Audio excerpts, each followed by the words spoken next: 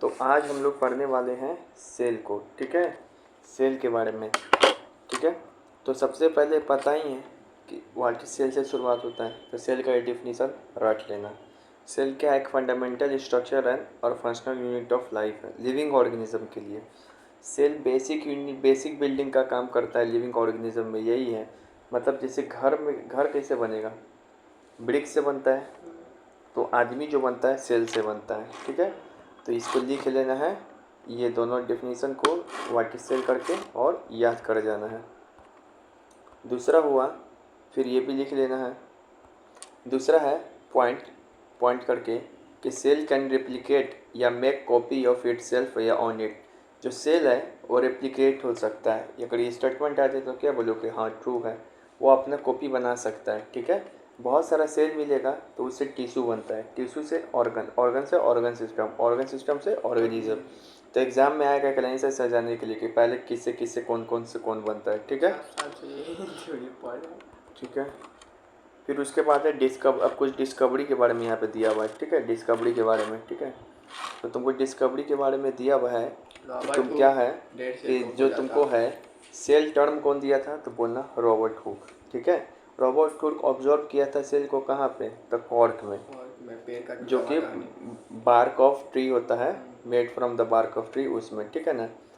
आई जो Robert Hooke जो discover किया था तो डेड सेल डिस्कवर किया था। इसी कारण यहाँ पे 3 प्रकार से सवाल बनेगा। सिर्फ पूछे सेल टर्म कौन दिया था, तो रॉबर्ट हुक। सेल की खोज कौन किया था, तो रॉबर्ट हुक। डेड कौन किया था, डेड सेल की खोज रॉबर्ट हुक। लेकिन लिविंग सेल की खोज कौन किया था, तो ल्यूवेन हुक। लिविंग सेल की खोज कौन किया था, ल्यूवेन हुक। उसी तरीके से न्यूक्लियस होता है सेल में, तो उसकी खोज कौन किया था, ब्राउन, रॉबर्ट ब्राउन। अब प्रोटोप्लाज्म की खोज कौन किया था, तो पुरकुंजे। तो ये 4, हाँ, तो 4 वो ऐसे हैं। यहाँ पे एक साइड लिखोगे कि सेल टर्म दिया कौन, तो रॉबर्ट हुक। सेल खोज किया कौन, तो Robert Hooke. Living cell, dead cell कौन खोज किया था, तो रॉबर्ट हुक। तो तीनों में रॉबर्ट हुक है।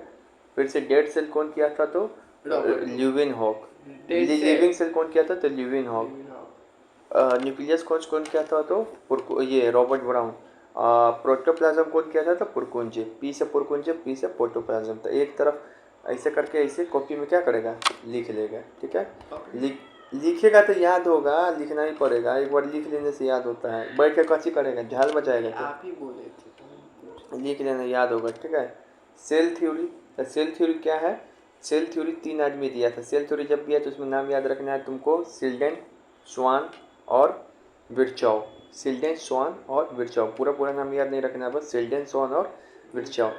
सिल्डन बोला कि जितना भी प्लांट है वो सेल से बना हुआ है। स्वान बोला कि जितना भी एनिमल है वो सेल से बना हुआ है। और विर्चॉव बोला कि जो भी सेल बनता है वो पुराना सेल से बनता है, प्री एग्जिस्टिंग सेल से। तो नया सेल जो भी बनता है सारा वो प्री एग्जिस्टिंग सेल से बनता है। तो तीनों याद रखना है। इसको कॉपी में लिखेंगे कैसे, जैसे लिखेंगे सेल थ्योरी, फिर ऐसे लिखेंगे वो का नाम सिल्डन, फिर ऐसे एरो बनाएंगे स्वान, फिर ऐसे लिखेंगे विर्चाव। अब फिर स्टेटमेंट उसका नाम लिख के ऊपर में से नाम लिख के स्टेटमेंट जैसे घेर देंगे। सब आता है करना। स्लाइडन और स्वान का तो ब्रदर था ना, ब्रदर है, हाँ। तो वही है सिल्डन, स्वान और विर्चाव, ये तीनों सेल थ्योरी दिया था। कौन कौन बात बोला ये भी याद है, ठीक है। चलो उसके बाद यहाँ पे आया सवाल, who discovered the cell and nucleus. Cell का खोज किया था, हम बता दें। न्यूक्लियस को कौन, रॉबर्ट ब्राउन। और किसको कहा जाता है, सेल को क्यों फर्स्ट यूनिट ऑफ लाइफ बोला जाता है, तो सेल से बनता है टिश्यू, टिश्यू से बनता है ऑर्गन, ऑर्गन से बनता है ऑर्गन सिस्टम, ऐसे तो यही बात लिख देना है। फिर उसके बाद यहाँ पे ये सवाल है कि classification of organism on the basis of the number of cell. अब 2 तरीके का ऑर्गेनिज्म होता है, एक होता है यूनिसेलुलर, एक होता है मल्टी सेलुलर। तो क्लासिफिकेशन इसको याद रखना, यूनिसेलुलर मल्टी सेलुलर के बीच में डिफरेंस। यूनिसेलुलर मतलब, यूनि मतलब क्या होता है सिंगल, मल्टी मतलब क्या होता है मेनी। तो वैसा ऑर्गेनिज्म जो एक ही सेल से बना रहेगा उसको कहेंगे यूनिसेलुलर, और वैसा ऑर्गेनिज्म जो एक से ज़्यादा सेल से बना रहेगा उसको क्या बोलेंगे, मल्टी सेलुलर। यूनिसेलुलर ऑर्गेनिज्म का एग्जांपल क्या है, बैक्टीरिया, पैरामीशियम, बाप, ट्रिक याद करो, BAP बाप, ठीक है। अब बाकी जितना भी तुमको हो गया ना, एनिमल तो बचा, और क्या बचा, ठीक है ना। तो प्लांट हो गया, एनिमल हो गया, ये सब क्या हो गया, मल्टी सेलुलर हो गया। प्रोटिस्टा पूछे तो प्रोटिस्टा यूनिसेलुलर है, ठीक है ना। फंगस पूछे तो मल्टी सेलुलर है, वो मल्टी सेलुलर है, ठीक है ना। तो याद रखना, यहाँ पे लिख लेना, यहाँ पे नहीं लिखा हुआ है तो अपने मन से यहाँ पे फंगी भी जोड़ देना। फंगी भी क्या होता है, मल्टी सेलुलर होता है, ठीक है। फंगी भी क्या होता है? Multi cellular. ठीक है, में क्या बोलते थे बोले? क्या काई? काई क्या है? वही ना उसको एल्गी साइनोबैक्टीरिया। एल्गी क्या है? तो एल्गी भी लिख लेना यहाँ पे। एल्गी भी क्या है? यूनिसेलुलर है। एल्गी क्या है? बैक्टीरिया ही का तो नाम है, साइनोबैक्टीरिया का। तो यहाँ पे बैक्टीरिया, अमीबा, पारामेसियम, साथ में प्रोटिस्टा भी लिख लेना, एल्गी भी लिख लेना, इधर प्लांट एनिमल फंगी लिख लेना। ठीक है, यूनिसेलुलर मल्टीसेलुलर समझ में आ गया, ज़्यादा समय व्यर्थ नहीं। सेल का बहुत सारा शेप होता है। सेल का बहुत सारा क्या होता है? शेप होता है। तो शेप, सेल स्पिंडल टाइप का शेप भी होता है, फिर से राउंड या बाइक कॉनकेव टाइप का भी शेप होता है, स्पेरिकल से भी होता है, फ्लैट सेल भी होता है, स्पॉम सेल भी होता है, ब्रांचेड भी।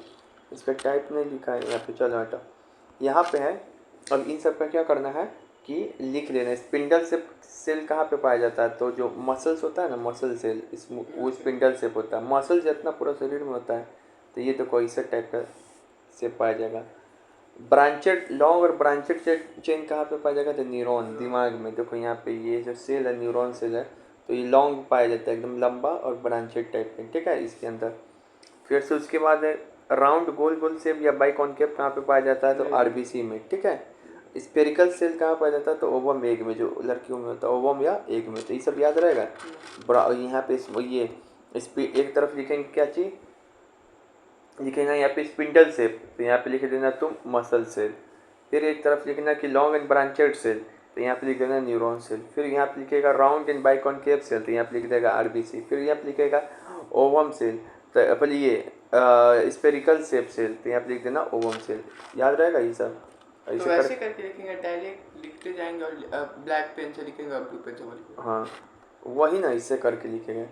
फिर है साइज के बारे में पूछता है तुमसे। यहाँ पे पूछेगा, तुम यहाँ पे लिखना कि दुनिया का सबसे स्मॉलेस्ट लिविंग सेल किसका है? सबसे छोटा सेल बताओ। तो पीपीएलओ माइकोप्लाज्मा में पाया जाता है। ठीक है ना, माइकोप्लाज्मा का जो सेल होता है वो पीपीएलओ, वो दुनिया का सबसे छोटा लिविंग सेल है। ठीक है ना, पीपीएलओ का फुल फॉर्म पूछता है तो प्लोरोन्यूमोनिया लाइक ऑर्गेनिज्म लिख लेगा। फिर जो सबसे बड़ा सेल पूछे, लार्जेस्ट सेल किसका पाया जाता है? तो ऑस्ट्रिक एग का, दुनिया का ये सबसे बड़ा सेल है। ठीक है, ये तो हो गया ऐसे पूरे दुनिया में। लेकिन ह्यूमन में पूछे तो कि ह्यूमन बॉडी में सबसे लार्जेस्ट सेल कहाँ पर है? लार्जेस्ट लंबा, तो पूछे बोले क्या बोलेगा? ओवम या एग सेल। और छोटा पूछे तो स्पर्म सेल। जो मेल वाला में है छोटा सेल, फीमेल वाला में है लार्जेस्ट। यहीं पे एक नोट करके, लॉन्गेस्ट पूछे तो न्यूरॉन सेल ब्रेन में होता है। ठीक है, एक चीज़ और नोट करके लिख लेना यहाँ पे, एक तो इसे नोट करके लिख लेना, यहाँ पे नहीं लिखा हुआ है, नोट करके लिख लेना। ऐसा पूछे स्मॉलेस्ट सेल ऑर्गेनल, मतलब सबसे छोटा सेल का कौन सा वाला ऑर्गन होता है? तो लिखना राइबोसोम्स। क्या होता है? राइबोसोम्स। पूछे लार्जेस्ट सेल ऑर्गेनल, तब क्या लिखोगे? न्यूक्लियस। ठीक है, न्यूक्लियस ऐसे लिख लेगा। 5 पॉइंट हो गया, लिख लेना। वीडियो सुन के फिर रोक के लिखना। ठीक है, वैसे ही याद होगा। ठीक है, हमको भी वैसे ही याद हुआ था। चलो, अब उसके बाद यहाँ पर ये है कि जो सेल का जो है ना, स्ट्रक्चरल कंपोनेंट ऑफ सेल, मतलब सेल जो बना रहता है क्या कैसे बना रहता है। ठीक है, तो ये तो सेल कैसे से बना रहता है, ये डेफिनेशन ये लिखोगे हेडिंग। उसके बाद तुम क्या करेगा? तुम फिगर उगर थोड़ा बनाएगा। अब उसके बाद लिख लेगा कि सेल वॉल से बना रहता है। ठीक है, फिगर देखो कैसे, तुमको तो उतना पता है। ऐसे ये जो बाहर में जो रहता है क्या होता है? सबसे बाहर में सेल वॉल, तो सेल वॉल से बना रहता है। तो सेल वॉल क्या है? आउटर मेम्ब्रेन है। ठीक है ना, आउटर मेम्ब्रेन है। लेकिन यहाँ पे नोट करके याद रखें, सेल वॉल सिर्फ किस में पाया जाता है? प्लांट में, एनिमल में नहीं। ठीक है, फिर प्लाज्मा मेम्ब्रेन। ठीक है ना, प्लाज्मा मेम्ब्रेन को क्या बोलते हैं? Cell membrane. सेल वॉल के बाद वो मेम्ब्रेन और पाया जाता है, उसको क्या बोलते हैं? प्लाज्मा मेम्ब्रेन या फिर सेल मेम्ब्रेन। फिर साइटोप्लाज्म, जो फ्लूइड रहता है पीला पीला, इसी में सेल ऑर्गन क्या करता है? तैरते रहता है। यहाँ पे डिफिनीशन भी लिखा हुआ, fluid content inside plasma membrane. तो जो प्लाज्मा मेम्ब्रेन के अंदर जो पीला पीला फ्लूइड दिखाई पड़ रहा है, इसी को क्या कहते हैं? साइटोप्लाज्म। फिर बीच में जो पाया जाता है न्यूक्लियस, जो कंट्रोल करता है सेल को, ब्रेन ऑफ द सेल। फिर सेल ऑर्गेनल बहुत सारा पाया जाता है, वो हम बताएंगे। तो देखो सेल 5 चीज़ से बना रहता है। फिगर बना के इसे दिखा देगा, रफ फिगर बनाना उतना नहीं। सब पता चल गया नहीं सब? Cell wall, outer membrane in plant cell. Plasma plasma membrane या सेल मेम्ब्रेन के बारे में क्या लिख सकता है? Outer membrane in animal cell, cytoplasm liquid inside the plasma membrane, nucleus brain of the cell. तो इसके बाद क्या चीज़ से बना रहता है? सेल ऑर्गेनल, जो इस सब हम लोग एक एक करके पढ़ेंगे। तो ये हेडिंग बना कैसे लिख लेगा? चलो अब यहाँ पे एक एक करके पढ़ते हैं हम लोग। पहले क्या देखे थे? यहाँ पर क्या देखे थे? सेल वॉल, सेल वॉल के बारे में पढ़ेंगे अब, ठीक है? सेल वॉल के बारे में एक एक करके। तो यहाँ पे देखो, ये जो दिखाई पड़ रहा है, ये सेल वॉल क्या है? Cell wall. ये क्या है? सेल वॉल, ठीक है ना? तो सबसे पहले तो यही सवाल आता है कि जो सेल वॉल है किस में प्रेजेंट रहेगा और किस में नहीं। यही पहला पॉइंट है पीवीआई। तो ये प्लांट में होता है।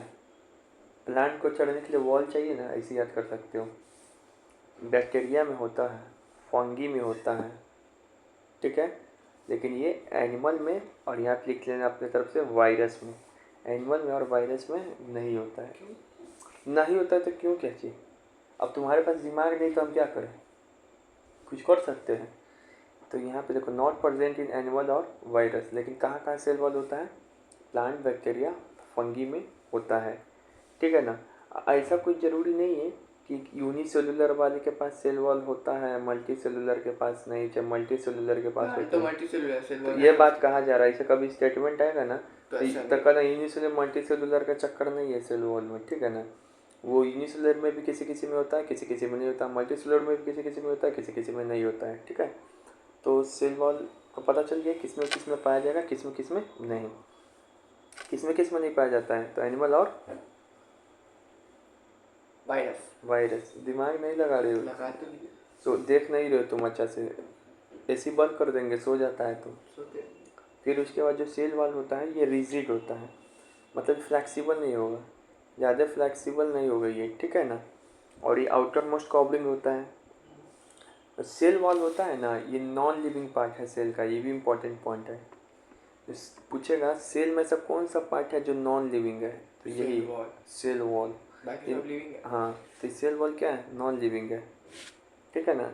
उसके बाद ये पॉइंट कोई इम्पोर्टेंट नहीं है। प्लाज्मा मेम्बर के बाद में पाया जाता है, तो इसमें क्या याद किया जाइए? ये सेल क्या करता है? तो ये शेप देगा। अगर ये नहीं रहेगा चारों तरफ से बाउंड्री, तो इसके अंदर का साइटोप्लाज्म बिखर जाएगा, इसे जैसे तैसे शेप बन जाएगा। तो मैन में क्या? क्या? ह्यूमन में, एनिमल में क्या चाहिए? एनिमल में बिखर जाता हो। एनिमल में बिखरता नहीं, सेल मेम्ब्रेन रहता है उसके लिए, सपोर्ट के लिए। लेकिन सेल वॉल ज़्यादा तगड़ा। सेल वॉल क्या हो गया? तुम्हारे घर का दरवाज़ा मेन, वहाँ बाहर का ग्रिल, सेल मेम्ब्रेन हो गया तुम्हारे घर रूम का दरवाज़ा, ठीक है? ये क्या करेगा? शेप प्रोवाइड करेगा। क्या करेगा? शेप बता दियो। और उसके बाद स्ट्रेंथ प्रोवाइड करेगा, ठीक है ना? प्लांट सेल को लेके, ठीक है ना? स्ट्रेंथ ह्यूमन में क्या दे देगा? सेल है छोटा सा चीज, ठीक है। उसके बाद protect the cell from mechanical damage. कोई चोट वगैरह भी इसको लगेगा तो उससे भी बचाएगा सेल ऑर्गेनल को, ठीक है? दूसरे सेल को खा जाता है ना ये सब मर जाने के बाद? नहीं, इसके अंदर एक रहता है लाइजो, मुबा ने बता देगा। Cell wall is made up of cellulose in plant. Plant में जो सेल वॉल है वो क्या चीज़ से बना रहता है? तो सेलुलोज से। फंगी में काइटिन से। नहीं लिखा हुआ है, एक्स्ट्रा चीज़ नहीं पढ़ा रहे हैं, ठीक है? जो एनसीईआरटी में दिया हुआ है, कहीं कहीं जो लग रहा है पढ़े अपने मन से बता दे रहे हैं। तो सेल वॉल के बारे में 4 बात लिखना है। एक तो प्रेजेंट कहाँ पर है? तो प्लांट, बैक्टीरिया, फंगी। एब्सेंट कहाँ पर है? तो एनिमल में। दूसरा फंक्शन याद रखना है कि ये रिजिड है, फ्लेक्सिबल नहीं है। और आउटर मोस्ट कवरिंग है किस में? इन एनिमल, प्लांट नहीं, प्लांट, बैक्टीरिया, फंगी। और उसके बाद जो ये प्रोवाइड करता है शेप, स्ट्रक्चर, ठीक है ना? उसके बाद प्रोटेक्ट करता है, ये नॉन लिविंग है। सेल वॉल जो रहता है प्लांट में क्या चीज़ बना रहता है? सेलुलोज से। तो ये सेल वॉल के बारे में याद हो गया। अब आते हैं प्लाज्मा मेम्ब्रेन। इसको क्या बोलते हैं? Cell membrane. प्लाज्मा मेम्ब्रेन को क्या बोलते हैं हम लोग? Cell membrane. Cell membrane. तो देखो, पहले सेल वॉल पाया जाता है, जैसे कि मान लो ये है, एक है एनिमल और एक है प्लांट। तो एनिमल में तो सेल वॉल नहीं पाया जाता है, तो ये जो सबसे आखिरी लेयर कौन होगा? Cell membrane. लेकिन प्लांट में तो सेल वॉल पाया जाता है, लेकिन इसके अंदर में भी कौन सा रहेगा? Cell membrane. तो प्लांट में सेल वॉल, सेल मेम्ब्रेन दोनों पाया जाता है, एनिमल में सिर्फ सेल मेम्ब्रेन। ये बात याद रहेगा, ठीक है? उसके बाद यहाँ पे देखो, पहला पॉइंट यहाँ पर है आउटर मो ये सॉरी ये outer most living covering of the cell, ये लिविंग है, ठीक है ना। तो outer most covering of the cell, living पीविंग छोड़ो, बस इतना लिखो, outer most covering of the cell, ठीक है ना। और प्लाज्मा मेम्बर क्या होता है, फ्लैक्सिबल होता है और लिविंग होता है, जबकि सेल वॉल क्या चीज़ था, रिजिड था और नॉन लिविंग था। और प्लाज्मा मेम्ब्रेन बना रहता है लिपिड्स एंड प्रोटीन से, जबकि वो सेल मेम्ब्रेन क्या चीज़ से बना हुआ था, सेलुलोज से, ठीक है ना। अब उसका जो प्लाज्मा मेम्ब्रेन है ये सेलेक्टिवली परमिएबल मेम्ब्रेन होता है, और जबकि वो नहीं था। देखो सेलेक्टिवली परमिएबल मेम्ब्रेन का मतलब क्या हो गया कि झिल्ली है तो इसके ऐसे से समझो कि बीच बीच में जैसा नाला टाइप का होगा, ठीक है, नाला, हाँ पाइप टाइप का। तो इसमें से कुछ चीज़ को, जो खराब चीज़ है उसको बाहर जाने देगा, जो अच्छा चीज़ है उसको अंदर आने देगा। तो ये किसका काम है, प्लाज्मा मेम्ब्रेन। इसी चीज़ को क्या बोलते हैं, सेलेक्टिवली परमिएबल मेम्ब्रेन, एसपीएम। तो कहाँ पाया जाता है, सेल वॉल के सेल मेम्ब्रेन में, सेल मेम्ब्रेन में, ठीक है ना। बिकॉज इट अलाउ, वॉल में प्रेजेंट ही नहीं होता वो, वॉल में प्रेजेंट ही नहीं होता वो, क्या बॉल, वॉल में, सेल वॉल में, सेल वॉल में नहीं प्रेजेंट, कहाँ बोला जा रहा है। वो फिर अगर कुछ वेस्ट हो जाता होगा, खराब हो जाता होगा, तो वो कैसे थ्रो आउट करता है, लाइसोसोम है ना, उसको पचा लेगा, ठीक है, सेल वॉल में। अरे सेल मेम्ब्रेन दोनों में ना पाया जा रहा है रे पगला। तो सेल मेम्ब्रेन तो जाने नहीं, इसमें आप बोले कि इसमें प्रेजेंट होगा और सेल वॉल में प्रेजेंट नहीं होगा, तो सेल वॉल तो सेल वॉल में क्या है, वो सब चीज़ को जाने देता है और सब चीज़ को आने देगा। तो ये प्लाज्मा मेम्ब्रेन का छाट कर देगा, प्लाज्मा मेम्ब्रेन स्ट्रिक्ट आदमी है, अच्छा चीज़ को आने देगा, खराब चीज़ को जाने देगा, वो सब चीज़ को आने देता है, वो सब चीज़ को आने देता है, ठीक है। और इसमें समझो एक तरीके से जाली टाइप का है, ठीक है। तो तीसरा पॉइंट क्या है, 21 membrane SPM, it allow entry and exit, because it allow entry and exit, ठीक है ना। अब उसके बाद मूवमेंट, इसमें जो मूवमेंट होता है ना प्लाज्मा मेम्ब्रेन में, वो दो टाइप से होता है, एक एक्टिव ट्रांसपोर्ट, एक पैसिव ट्रांसपोर्ट, ठीक है। वो अभी नहीं बता रहे, चाहिए यहाँ पर है चलिए ये बता दीजिएगा। पर ये चीज़ समझ लिया प्लाज्मा मेम्ब्रेन के बारे में कि जो प्लाज्मा मेम्ब्रेन है दोस्त, वो आउटर मोस्ट कवरिंग है सेल का, पहली बात।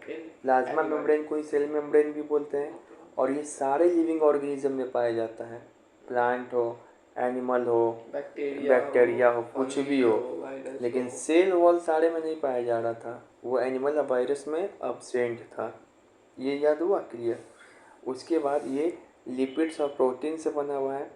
जो प्लाज्मा मेम्ब्रेन है आपका क्या है, सेलेक्टिवली परमिएबल मेम्ब्रेन है, वो कुछ चीज़ों को आने देगा और कुछ चीज़ों को बाहर जाने देगा। ये जो मूवमेंट होता है सेमी परमिएबल मेम्ब्रेन से, ये दो तरीके का होता है, ठीक है, सेल मेम्ब्रेन में। तो किस किस किस प्रकार से होगा, तो एक होता है ट्रांसपोर्ट अक्रॉस मेम्ब्रेन, मतलब सेल मेम्ब्रेन में जो मूवमेंट होता है वो दो प्रकार से होता है, एक को कहते हैं पैसिव ट्रांसपोर्ट, एक को कहते हैं एक्टिव ट्रांसपोर्ट, ठीक है ना। एक को कहेंगे पैसिव ट्रांसपोर्ट, एक को कहेंगे एक्टिव ट्रांसपोर्ट। जो पैसिव ट्रांसपोर्ट में होता है, कोई भी मॉलिक्यूल्स होता है मूवमेंट उसमें हायर कंसंट्रेशन से लोअर कंसंट्रेशन की ओर, पैसिव ट्रांसपोर्ट में। और जो एक्टिव ट्रांसपोर्ट होगा उसमें जो मॉलिक्यूल्स का ट्रांसफ़र होगा वो लोअर से हायर की ओर, ठीक है ना, लोअर से हायर की ओर। अच्छा, जब हायर से लोअर की ओर जाना है, मतलब जहाँ पे आदमी बहुत है, कम वाले भीड़ वाला जगह पे जाना है, तो तुम एनर्जी की ज़रूरत है, तुम अपने आप चले जाओगे बिना किसी को बोले हुए। लेकिन जहाँ पे आदमी कम है, तुमको बोल रहा है जाओ भीड़ में जाओ, तो वहाँ पे एनर्जी की ज़रूरत है, तो यहाँ पे एनर्जी की ज़रूरत है, ठीक है ना। तुमको एनर्जी कोई पुश करेगा ज़बरदस्ती कि तुम जाओ जाओ, ठीक है ना। एक कंपरेटिवली स्लो मूवमेंट, आदमी की तरफ से स्लो, तुमको भीड़ वाले जगह से जाना है, कम भीड़ वाले जगह तुम आराम आराम से जा रहा है, ठीक है ना। अब उसके बाद उसी का उल्टा उल्टा कर देंगे ये, और ये जल्दी होगा, तुमको कम आदमी वाला जगह, कम भीड़ वाले जगह से ज़्यादा भीड़ वाले जगह में जाना है। कम भीड़ है तो आराम से जल्दी पहुंच जाएगा ना, ज़्यादा भीड़ वाली जगह। कम भीड़ पे सुनो ना, कम भीड़ वाले से तुमको जाना ज़्यादा भीड़ में, ठीक है ना। तो इसमें क्या सोचेगा आदमी, हम जल्दी जल्दी भाग जा रहे हैं, वहाँ पे चल जा रहे हैं, नहीं तो और आदमी आ जाएगा तुरंत में और भीड़ लगा देगा।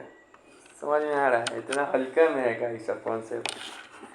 अब उसके बाद ये टेम्परेचर से इफेक्ट नहीं होगा, ठीक है, और ये टेम्परेचर से इफेक्ट होगा, ठीक है ना। अब ये पॉइंट छोड़ो, इसमें स्मॉल मॉलिक्यूल्स जाता है, इसमें लार्ज मॉलिक्यूल्स का ट्रांसफ़र होता है। ये याद करो कि एक्टिव ट्रांसपोर्ट ऑस्मोसिस और डिफ्यूजन जो होता है ना सेल के अंदर, वो पैसिव ट्रांसपोर्ट का उदाहरण है। और जब कोई इंडोसाइटोसिस एक्सोसाइटोसिस होता है, वो एक्टिव ट्रांसपोर्ट का उदाहरण है। ठीक है, याद हुआ? तो अगर हम यहाँ पे लिखे एक तरफ एक्टिव ट्रांसपोर्ट, एक तरफ लिखे हम पैसिव ट्रांसपोर्ट और एक तरफ लिखते हम एक्टिव ट्रांसपोर्ट। पहला पॉइंट बताएं, मूवमेंट होता है मॉलिक्यूल्स का हायर से लोअर, इधर मूवमेंट होता है लोअर से higher. Energy no required, energy required. ये क्या होगा? Slow process. और ये क्या होगा? Fast process. और उसमें क्या होगा? टेम्परेचर इफेक्ट नहीं डालेगा, इसमें टेम्परेचर इफेक्ट डालेगा। और इसमें स्मॉल मॉलिक्यूल्स का मूवमेंट होता है, इसमें लार्ज मॉलिक्यूल्स का होता है। इसका एग्जांपल है तुमको क्या है? ऑस्मोसिस और डिफ्यूजन। इसका एग्जांपल है क्या? एक्सोसाइटोसिस और इंडोसाइटोसिस। ये ठीक है, ऐसे याद हो गया।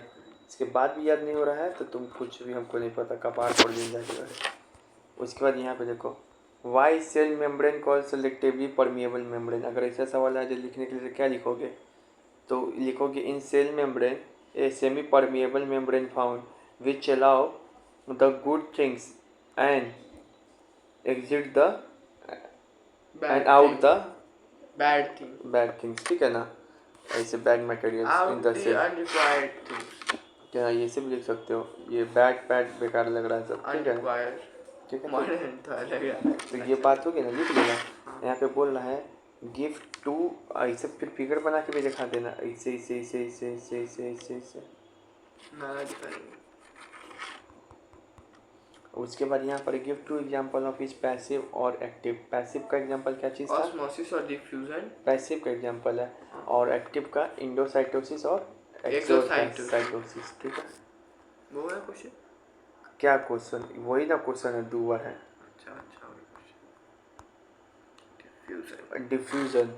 डिफ्यूजन क्या होता है? किसका एग्जांपल है? पहला पॉइंट तो वहीं से निकल जाएगा। It is an example of passive transport. ठीक है ना। और ये जो डिफ्यूजन होगा कहाँ पे होगा? सेल वॉल में कि सेल मेम्ब्रेन में? It occurs in the plasma membrane. ठीक है ना। तो देखो, स्पॉन्टेनियस मूवमेंट ऑफ सब्सटेंस, कोई भी सब्सटेंस, सॉलिड, लिक्विड, गैस। अच्छा ये बताओ, पैसिव का है ना एग्जाम्पल, तो पैसिव में क्या होता था? हायर से लोअर। तो हायर से लोअर कोई भी चीज़ चला जाए ना सेल प्लाज्मा मेम्ब्रेन से बाहर, चाहे वो तुमको सॉलिड हो जाए, लिक्विड हो जाए, गैस हो जाए। सॉलिड में मान लो कोई सेल, कोई चीज़ें होगा, और लिक्विड में मान लो कि तुमको पानी हो गया, गैस में मान ले रहे तुमको CO2 ऑक्सीजन हो गया। तो कोई भी सब चीज़ चला जाए ना सेल के बाहर, हायर से लोअर फॉर्म में, लोअर कंसंट्रेशन में, सॉलिड, लिक्विड, गैस, ये तीनों चला जाए ना, तो किसका क्या हो जाएगा? यही एग्जांपल क्या है? डिफ्यूजन का। ठीक है, तो डिफ्यूजन हो गया, ये ऑस्मोसिस, नहीं चलो आराम करो। तो न्यूक्लियस पे आते हैं हम लोग। ठीक है, उसको हम पढ़ा देंगे। तो चलो लास्ट में अब यहाँ पर जो है न्यूक्लियस के बारे में जानते हैं। तो इसको कंट्रोल्स करता है सेल को, ब्रेन ऑफ द सेल। और ये न्यूक्लियस क्या होता है? डबल मेम्ब्रेन होता है, इसमें 2 मेम्ब्रेन होता है। और न्यूक्लियस के पास अपने DNA भी होता है। ठीक है ना। और जो allow movement of nuclear membrane has a pore। देखो न्यूक्लियस जहाँ पे रहता है ना, उसके चारों एक मेम्ब्रेन होता है, उसी को बोलते हैं न्यूक्लियर मेम्ब्रेन। देखो ये जो है, ये मान लो ये क्या है? पूरा सेल है, ये साइटोप्लाज्म है, बीच में न्यूक्लियस है, ये वाला जो है न्यूक्लियर मेम्ब्रेन। न्यूक्लियर मेम्ब्रेन क्या करता है? साइटोप्लाज्म में का कुछ चीज़ बाहर आने देगा और कुछ चीज़ अंदर आने देगा। ठीक है, तो इसके बारे में 4 को याद रखना है पॉइंट। ये ब्रेन को कंट्रोल करेगा। डबल मेम्ब्रेन है, ठीक है, डबल मेम्ब्रेन रहता है। उसके बाद न्यूक्लियर मेम्ब्रेन पाया जाता है। जिससे न्यूक्लियस क्या होता है, चारों ओर घिरा रहता है। इसमें पोर होता है जो कि अलाउ करेगा पार्टिकल्स को कि तुम साइटोप्लाज्म से अंदर आ जाओ, अंदर का कोई चीज़ बाहर भी जा सकते हो, एंड वैसे वर्सा। और कंटेन क्या करता है, इसके पास जेनेटिक डीएनए भी इसी में रहता है, इसके अंदर न्यूक्लियस के अंदर ही रहता है डीएनए। डीएनए टेस्ट सेल को फाड़ के होता होगा क्या? डीएनए टेस्ट सेल को फाड़ के होता होगा। जब होता है डीएनए टेस्ट उसी में से निकलता है, ठीक है, सेल में से। तो डीएनए उसी के अंदर रहता है। अब आ गया डीएनए, ठीक है। डीएनए का फुल फॉर्म क्या होता है, तो डीऑक्सीराइबोस न्यूक्लिक एसिड, ठीक है ना। ये थ्रेड लाइक स्ट्रक्चर रहता है। जो न्यूक्लियस है ना, इस सेल के अंदर जो रहता है डीएनए रहता है, वो पहले तो ऐसे ही क्रोमेटिन के फॉर्म में रहता है उलझा हुआ, लेकिन जैसे सेल डिवीजन होगा ना तो ये खुलने लगेगा, तो इसको बोलेंगे क्रोमोजोम्स, ठीक है। आई जो क्रोमोजोम्स है ना, इसमें बहुत सारा जीन रहता है, ठीक है ना। चाहे हटाओ जीन, जैसे ही क्रोमोजोम्स है खोला, अब इसके अंदर है ना ये स्टोन प्रोटीन के साथ लपटा रहेगा, ऐसे से गोल गोल रहेगा। इसको पूरा खोल दोगे ना और तो तुमको दिखाई पड़ेगा, और क्या, डीएनए। अब इस डीएनए को खोलेगा ना तो हर एक डीएनए जीन से बना रहता है, हर एक डीएनए जीन से बना रहता है, समझ में आया। तो यहाँ पे पहले तो डीएनए के बारे में क्या याद रखना है कि थ्रेड लाइक स्ट्रक्चर रहता है, और कहाँ पर रहता है डीएनए, न्यूक्लियस के अंदर। डीएनए में क्या रहता है, तो इन्फॉर्मेशन रहता है।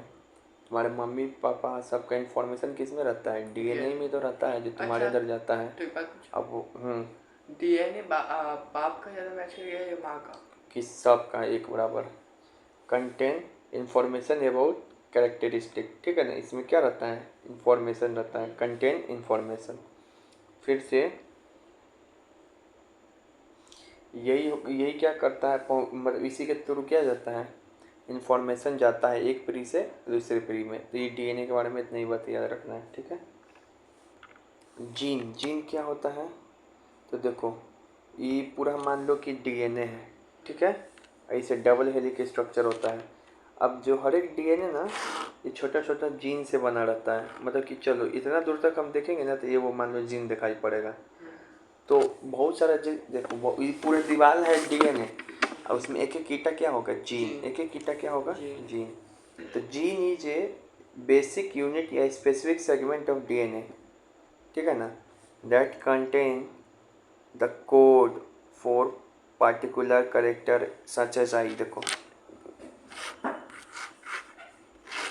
अभी हम बताए हैं यहाँ पे कि ये है न्यूक्लियस, इसके अंदर है, ये है सेल, इसके अंदर है न्यूक्लियस, इसके अंदर क्रोमेटिन के फॉर्म में अभी तुम्हारा क्रोमोजोम्स उलझा रहेगा धागा जैसा। सेल डिवीजन के समय ये क्रोमेटिन क्या हो गया, दिखाई पड़ने लगा।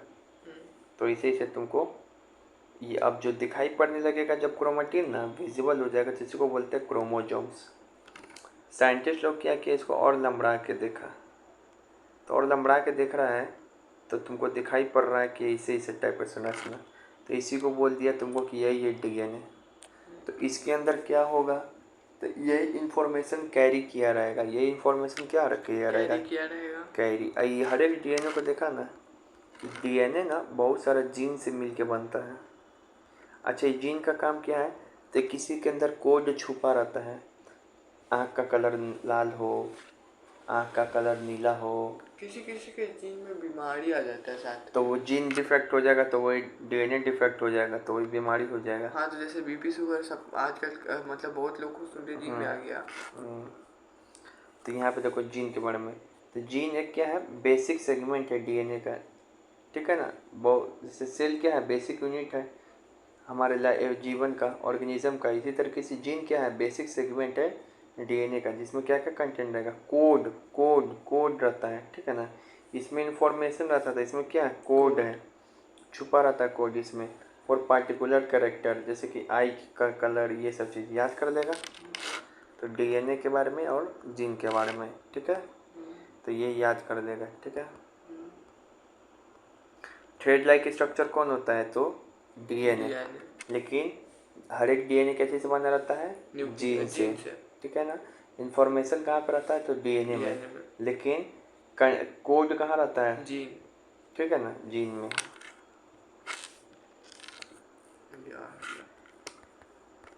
तो ये हो गया। अब है क्रोमेटिन और क्रोमोसोम्स के बीच का अंतर पूछता है। तो ये देखो, जो तुम्हारा क्या है, न्यूक्लियस के अंदर, सेल के अंदर न्यूक्लियस है। तो जब सेल डिवाइड नहीं होता है ना, तो इसे धागा टाइप का रहता है ये, इसी के अंदर डीएनए रहता है छुपा हुआ, अभी धागा टाइप का रहता है, ठीक है ना। ये डीएनए चाहे जीन को लेके कौन जाता है हमारे अंदर? माँ बाप की गुण का हमारे अंदर, तो क्रोमोसोम्स लेके जाता है।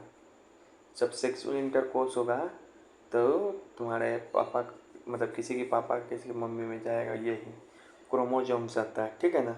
तो वही क्रोमोसोम्स, यही क्रोमोसोम्स अपने साथ जाता है लेके डीएनए और जीन को, ठीक है। तो ये अब यहाँ पे देखो, ये बात क्या है कि ये पूछता है क्रोमेटिन और क्रोमोसोम्स के बीच का अंतर बताइए। तो ये हो गया पूरा न्यूक्लियस। अब क्या है कि जो सिमटा वैसे दिखाई पड़ रहा है, सिमटा हुआ तो मैगी की तरह जो दिखाई पड़ रहा है ये क्रोमेटिन, ठीक है ना, ठीक है। लेकिन जब से सेल डिवाइड होगा तो पूरा दिखाई पड़ने लगा अच्छा से, तो इसको बोल देंगे क्रोमोसोम्स। अब इसका डिफिनीशन याद कर लो क्रोमेटिन का, ऐसे फिगर बना के। क्रोमेटिन और क्रोमोसोम्स के बारे में लिखने के है डिफरेंस, तो इसे बना के दिखा दें। तो scattered form of DNA in the nucleus, thread like structure, धागा जैसा संरचना है, और स्कैटर्ड मतलब कि उलझा हुआ है, ठीक है ना, इसी को बोलते हैं क्रोमेटिन। ये definition. Scattered form of DNA nucleus, इसके अंदर डीएनए है न्यूक्लियस के अंदर, लेकिन क्या है, स्कैटर्ड फॉर्म में है। अब क्रोमोसोम्स क्या है? तो highly condense and coiled form of DNA nucleus. अब हाईली कंडेंस है क्वाइलेट फॉर्म में in the nucleus, rod shape structure है, याद कर लेगा, याद करना ही पड़ेगा तुमको, है ना।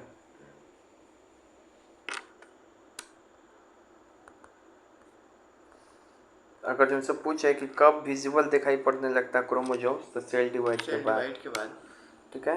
क्रोमेटिन ना, वही क्रोमोसोम्स जो, तो जब क्रोमेटिन अच्छा तरीके से दिखाई पड़ने लगे तो इसी को कहते हैं क्रोमोसोम्स। ये डिफिनीशन याद कर लेना क्रोमेटिन का है। Scattered form of DNA in the nucleus और thread like structure, highly condense and coiled form of DNA in nucleus, rod shape structure, ठीक है। अब उसके बाद एक प्रोकैरियोटिक यूकैरियोटिक सेल के बीच का डिफरेंस पूछता है। तो प्रोकैरियोटिक सेल मतलब क्या, प्रो एकदम नया नया है, यूकैरियोटिक मतलब क्या है, थोड़ा विकसित हो गया है। तो यहाँ पे देखो क्या है, पहला बात, nuclear region is not well defined and it's known as nucleoid. देखो जैसे कि इसमें तो प्रोकैरियोटिक होता है, तो इसमें तो न्यूक्लियस पाया ही नहीं जाता है, ट्रू न्यूक्लियस नहीं पाया जाता है, ठीक है। तो इसके पास जब न्यूक्लियस पाया नहीं जाएगा तो उसके आसपास न्यूक्लियर मेम्ब्रेन पाया जाएगा नहीं। तो यहाँ पे ये लिख रहा है nuclear region is not well defined.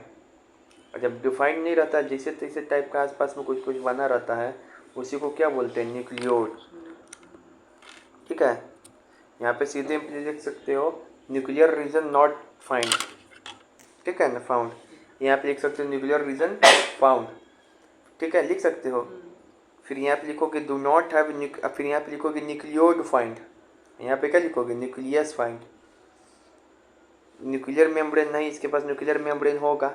Nuclear membrane समझ में आ रहा है, न्यूक्लियर के जो चारों ओर, न्यूक्लियस के जो चारों ओर रहेगा वो, जब इसमें हाँ, जब इसमें न्यूक्लियस है ही नहीं तो कहाँ से पाया जाएगा। Membrane bound organelles absent, membrane bound मतलब इसमें मेम्ब्रेन पाया जाता है, मेम्ब्रेन नहीं, इसमें मेम्ब्रेन बाउंड सेल ऑर्गेनेल्स, इसमें मेम्ब्रेन नहीं पाया जाता है, ठीक है ना। अब उसके बाद इसमें सिर्फ कुछ नहीं मिलता है, इसमें सिर्फ एक वो चीज़ मिलता है, क्या, राइबोसोम्स और सेल वॉल, राइबोसोम्स और सेल वॉल। इसमें एक क्रोमोसोम्स होगा, इसमें एक से अधिक क्रोमोसोम्स होगा। अब जैसे इसमें जो है फ्लैजला पाया जाता है प्रोकैरियोटिक में, जो तुमको चलने में मदद करता है, इसमें फ्लैजला नहीं पाया जाता है। इसका एग्जांपल क्या है प्रोकैरियोटिक का? तो प्रोकैरियोटिक का एग्जांपल है तुमको बैक्टीरिया और बैक्टीरिया हो गया, और क्या हो गया, अमीबा। प्रोकैरियोटिक एग्जांपल है अमीबा कि नहीं? वायरस वायरस यूकैरियोटिक है, फंगी भी यूकैरियोटिक है। उनको तुम देखते हैं, भूल गए हम भी। देखो सिर्फ बैक्टीरिया ही जो है प्रोकैरियोटिक होता है, समझ में आ गया? अब बैक्टीरिया प्रोकैरियोटिक के अंदर भी कैसा है, यूनिसेलुलर है। बाकी देखो फिर से उनको याद आ गया, अब हम बता रहे हैं कि अगर हम पूरे सेल को डिवाइड करें तो एक होता है तुमको क्या चाहिए, प्रोकैरियोटिक, और एक क्या होता है, यूकैरियोटिक। प्रोकैरियोटिक का एग्जांपल सिर्फ बैक्टीरिया ही होता है। बैक्टीरिया हो गया, माइकोप्लाज्मा हो गया, साइनोबैक्टीरिया हो गया, और इसी को बोलते हैं ब्लू ग्रीन एल्गी हो गया, ठीक है। और जो यूकैरियोटिक होता है तो ये यूनिसेलुलर भी हो सकता है और मल्टी सेलुलर भी हो सकता है। तो यूकैरियोटिक यूनिसेलुलर का एग्जांपल होता है प्रोटिस्टा और अमीबा। यूकैरियोटिक मल्टी सेलुलर का एग्जांपल होता है प्लांट, एनिमल, फंगी, ठीक है, वायरस। ये सब मल्टी सेलुलर है, ठीक है ना। यूकैरियोटिक मल्टी सेलुलर, तो याद हो जाएगा, इसे लिख लेना। ये क्या बता रहे हैं, चलो यहाँ पे बता दे रहे हैं कि ये चार्ट बना लेना पूरा, कि सेल लिखना, एक लिखना प्रोकैरियोटिक, एक लिखना यूकैरियोटिक।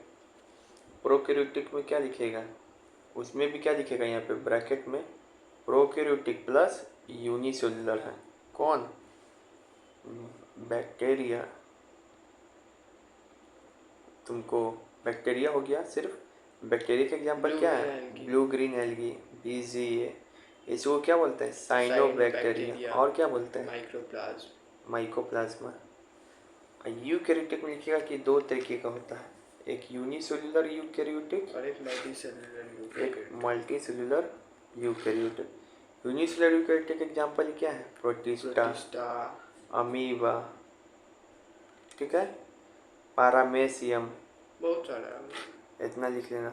मल्टी सेलुलर में क्या है, प्लांट, एनिमल, वायरस और फंगी। वायरस में सेल पाया ही नहीं जाता है, तो फिर मल्टी सेलुलर सेल पाया जाता है वायरस में, थोड़ा ज़्यादा। हाँ तभी तो सेल वॉल नहीं होता है वायरस में, सेल वॉल नहीं होता है वायरस में, हाँ तो सेल पाया जाता है। इज वायरस मल्टी सेलुलर है, लेकिन फिर भी कंफर्म हो रहे हैं। No virus are not multi, in fact the virus not even cellular. वही तो बोल, वायरस में सेल ही नहीं पाया जाता है, तो वो ना ही मल्टी सेलुलर में आएगा, ना ही यूनिसेलुलर में होगा, ठीक है ना। ये क्या बात है, कैसे होगा? क्या वायरस में सेल पाया जाता है? देखो यहाँ पे लिखा हुआ भी है, वायरस ना ही यूनिसेलुलर है, ना ही मल्टी सेलुलर है। वायरस इज यूकैरियोटिक या prokaryotic? Virus is tin infection that contains, खोज क्या ना, वायरस जो है यूकैरियोटिक है कि प्रोकैरियोटिक, ठीक है, ऐसे इतना लिख लो, ठीक है। यहाँ से वायरस काट दो यहाँ से, ठीक है। तो ये चार्ट याद रख लेना। अब यहाँ पर आ रहा था क्या चीज़, डिफरेंस। हमारे बुक में जो था प्रोकैरियोटिक और यूकैरियोटिक के बीच में, तो पहले लिखना कि नॉट मच डेवलप, यहाँ पे क्या लिखोगे, मच डेवलप। ओनली फाउंड, यहाँ पे लिखोगे ओनली फाउंड राइबोसोम्स, बहुत सारे सेल ऑर्गेनल है, न्यूक्लियस, ये सब भी। तो यहाँ पे लिखोगे सिर्फ एक ही चीज़ पाया जाता है, राइबोसोम्स और सेल वॉल। यहाँ पे लिखोगे यहाँ पे found all things, all organelle, all चाहे न्यूक्लियस हो, लाइजोसोम्स हो, गोल्जी एपरेटस हो, माइटोकॉन्ड्रिया हो, ये सब पाया जाता है। फिर तीसरा में यहाँ पे लिखना कि एग्जाम्पल क्या होता है प्रोकैरियोटिक का, तो बैक्टीरिया, साइनोबैक्टीरिया, ब्रूकिन एल्गी। इधर क्या हो जाएगा एग्जाम्पल, प्लांट एनिमल फंगी, ये मल्टीसेलुलर में हुआ और यूनिसेलुलर में लिखेंगे, ये हो गया, लिख दिए, वो सब अपना करते रहना, ठीक है, एग्जाम्पल बढ़िया से। अब उसके बाद यहाँ पर क्या लिखोगे, और क्या बताए थे, हाँ यहाँ पे न्यूक्लियोड पाया जाता है, क्या पाया जाता है, न्यूक्लियोड फाउंड, और यहाँ पे न्यूक्लियस पाया जाता है, यहाँ पे क्या पाया जाता है, न्यूक्लियस। यहाँ पे नो न्यूक्लियर रीजन पाया जाता है, नो न्यूक्लियर मेम्ब्रेन, यहाँ पे फाउंड न्यूक्लियर मेम्ब्रेन लिख लेगा, लिख लेंगे, न्यूक्लियोइड नहीं पाया जाता है। तो यही सब चीज़ है, यहाँ लिखा हुआ भी है, समझा भी दिए, ठीक है। उसके बाद यहाँ पे बोल रहा है कि जीन को डिफाइन कीजिए, क्रोमोसोम्स को डिफाइन कीजिए, सब बता दिए। प्रोकैरियोटिक कैसे डिफरेंस है भी समझ में आ गया, वही सब छाप देंगे।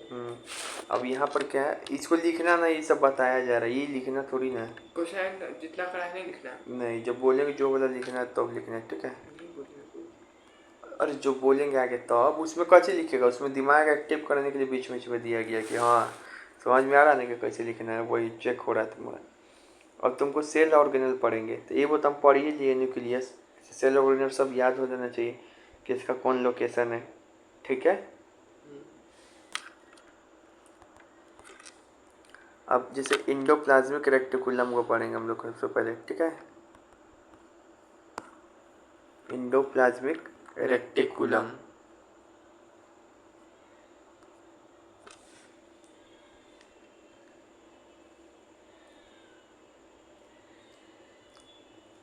एक दो वो हल्का वाला पढ़ ले रहे हैं, बहुत देर हो गया पढ़ाए हुए। ईवी बेकार है, इसलिए इधर है। लाइजोसोम्स को पढ़ ले रहे हैं, हल्का है, उसमें थोड़ा बताना पड़ेगा डिटेल में। 45 मिनट ना हो गया है वीडियो का। लाइजोसोम्स को क्या बोलते हैं, वेस्ट डिस्पोजल, क्या बोलते हैं, वेस्ट, इसको सुसाइडल बैग्स भी बोलते हैं, ठीक है, सेल को मार देता है। सैक फिलेट भी, देखो तुमसे पूछेगा कैसे मारेगा, सेल को थोड़ी ना मारेगा, सेल के अंदर कुछ चीज़ खराब हो जाता है ना, तो ये लाइजोसोम्स क्या होता है, फट जाता है, जब फटेगा तो इसके अंदर बहुत सारा एंजाइम होता है, बहुत सारा एंजाइम होता है, और ये एंजाइम क्या करेगा, आसपास के जो खराब चीज़ है उसको गला देगा और अपने अंदर ले लेगा फिर, ठीक है, फिर बन जाएगा वो लाइसोसोम, फिर लाइसोसोम में कन्वर्ट हो जाएगा। हाँ, फिर उसके sac filled, it contains powerful digestive enzyme, act as a waste disposal system, help in cleaning the cell by digesting, ठीक है ना, digesting foreign material as well as damaged organelle, ठीक है। during cell disturbance the cell gets damaged, the lysosomes may burst and digest their own cell, यही बात बोल रहा है, ठीक है ना। तो देखो इतना कुछ नहीं याद रखना, बस 3 पॉइंट याद रखना, lysosomes also known as suicidal bags या वेस्ट डिस्पोजल, ठीक है ना। Lysosomes act as a cleaning agent, और तीसरा पॉइंट लिखना, lysosomes contain powerful digestive enzyme, ठीक है ना, बस हो गया। माइटोकॉन्ड्रिया पावर हाउस अभी तो बहुत बार पढ़ा है, ठीक है ना। आउटर मेम्ब्रेन है, इसको पोरस बोलते हैं, इसके आउटर मेम्ब्रेन को, ये भी डबल मेम्ब्रेन, इसमें भी दो पोरस, ठीक है, पोर्स, PORES होता है, हमको ज़्यादा सिखा रहा है। अरे यहाँ पे डबल मेम्ब्रेन इसमें भी पाया जाता है, जैसे न्यूक्लियस में पाया जाता है, ठीक है ना, 2 मेम्ब्रेन। इनर मेम्ब्रेन बहुत ज़्यादा डीपली फोल्डेड होता है, ठीक है, इंक्रीज करेगा सरफेस एरिया को ATP जनरेशन के लिए। जो इनर मेम्ब्रेन का क्या है, 2 मेम्ब्रेन है ना, तो आउटर मेम्ब्रेन क्या होता है, पोरस होता है, जो इनर मेम्ब्रेन होता है वो फोल्डेड होता है, इसे टाइप का, देखिएगा इसे टाइप का। तो इसका काम क्या है, वो बहुत सारा फोल्डेड होता है ना, तो इस सरफेस एरिया को इंक्रीज करता है, इस क्योंकि ATP मतलब ATP एनर्जी का यहाँ पे क्या हो सके, जनरेशन हो सके। Energy is release by mitochondria in the form of ATP molecules, यहाँ पे एनर्जी बनता है किस फॉर्म में, ATP के फॉर्म में। ATP का को क्या बोलते हैं, energy currency of the cell. ATP का फुल फॉर्म क्या होता है, तो गूगल से जाकर देख लेना, एडिनोट्राइफॉस्फेट, ठीक है ना, adenotriphosphate. Mitochondria have their own DNA ribosomes. Mitochondria के पास, ऐसे तो सेल ऑर्गेनल में पूरा सबके पास अपना डीएनए नहीं है, ना ही राइबोसोम्स। डीएनए तो है भी, न्यूक्लियस के पास भी है, माइटोकॉन्ड्रिया के पास भी है, लेकिन न्यूक्लियस के पास अपना राइबोसोम्स नहीं है, और किसी के पास नहीं। इसी के पास डीएनए भी है, राइबोसोम्स भी है, ठीक है। तो देखो 3 बात हम बताया जा रहा है यहाँ पे, लिख लेना। 2 मेम्ब्रेन पाया जाता है, आउटर मेम्ब्रेन को पोरस कहते हैं, इनर मेम्ब्रेन को क्या कैसा रहता है, डीपली फोल्डेड होता है। इसका फिगर जाके देख लेना। और ये क्या करता है, इंक्रीज करता है सरफेस एरिया, किसके लिए, एटीपी जनरेशन के लिए। यहाँ पे जो एनर्जी रिलीज होता है माइटोकॉन्ड्रिया में, किस फॉर्म में, एटीपी के फॉर्म में। क्या सुन रहा है यहाँ पे, डिफिनीशन लिखा हुआ भी एटीपी का फुल फॉर्म। एटीपी को energy currency of the cell कहते हैं। इसके पास अपना डीएनए और राइबोसोम्स भी होता है, ठीक है ना। अब हो गया प्लास्टिड। तो जो प्लास्टिड है ना, ये केवल प्लांट में पाया जाता है, एनिमल में नहीं है। Present only in plant cell. 3 तरीके का प्लास्टिड होता है। एक होता है कलर प्लास्टिड, जिसमें कलर जो प्लांट का लाल पीयर हरियर कलर देगा कौन, क्रोमोप्लास्ट। प्लांट को हरा कलर कौन देगा, तो क्लोरोप्लास्ट। लेकिन प्लांट के जड़ में जहाँ पे सन का रोशनी नहीं पहुँच जाता है, वो कलरलेस प्लास्टिड होता है, वाइट कलर का। इसको कहते हैं ल्यूकोप्लास्ट। क्लोरोप्लास्ट का काम है कि प्लांट को हरियर पर नीला बनाएगा, नीला पीला लाल बनाएगा। क्लोरोप्लास्ट का काम क्या है, कि हरियर बनाएगा। और ठीक है ना, यही फोटोसिंथेसिस के लिए भी यही रिस्पॉन्सिबल है। इसे क्लोरोप्लास्ट में क्लोरोफिल पाया जाता है। Chloroplast contain chlorophyll which is responsible for photosynthesis and green colour of the plant. Leucoplast में क्या होता है कि ल्यूकोप्लास्ट तो ना ही हरियर दे रहा है, ना ही खाना बना रहा है, ना ही लाल पीला कर रहा है। तो क्या करता है, तो प्लांट में जो भी स्टार्च होता है ना, ऑयल होता है, प्रोटीन होता है, ये सब स्टोर रहता है ल्यूकोप्लास्ट में। प्लास्टिस्ट के पास भी अपना डीएनए राइबोसोम्स है, माइटोकॉन्ड्रिया के जैसा, ठीक है। देखो आए वहाँ पे अंकल जी।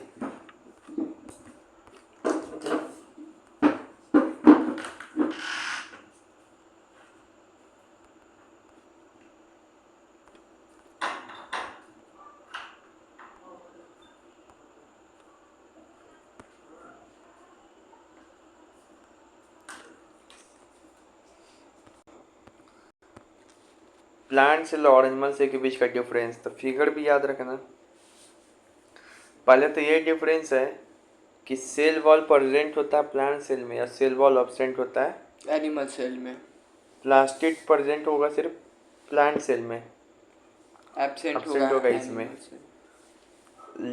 इसमें जो वॉक्यूल होता है ना प्लांट सेल में, वो बीच में, वॉक्यूल जो होता है प्लांट सेल में, वो साइड में नहीं, वॉक्यूल बीच में पाया जाता है, बड़ा सा। और जब इसमें जो एनिमल में होता है ना, वॉक्यूल छोटा सा पाया जाता है, साइड में रहता है, ठीक है ना। वॉक्यूल कल पढ़ाएंगे तो वो क्या होता है। और जो सेंट्रियोल होता है ना, वो एब्सेंट होता है प्लांट सेल में। एनिमल सेल में सेंट्रियोल क्या होता है, प्रेजेंट होता है, ठीक है ना। सेंट्रोसोम भी जिसको बोलते हैं। और क्या याद रख सकता है इसमें, अब बाकी दोनों में भी न्यूक्लियस पाया जाएगा, दोनों में भी राइबोसोम्स पाया जाएगा, माइटोकॉन्ड्रिया पाया जाएगा, डीएनए आरएनए सब चीज़ पाया जाएगा। सिर्फ जो डिफरेंस हो गया उसकी नहीं बात हो रही है। तो इसमें ये सब चीज़ पाया जाता है। क्या एब्सेंट है, तो सेंट्रियोल एब्सेंट है, तो सेंट्रियोल इधर पाया जाएगा। ये तीनों चीज़ सिर्फ इसमें पाया जाता है, ये तीनों चीज़ इसमें क्या होगा, एब्सेंट हो जाएगा। तो इतना लिख लेना और फिर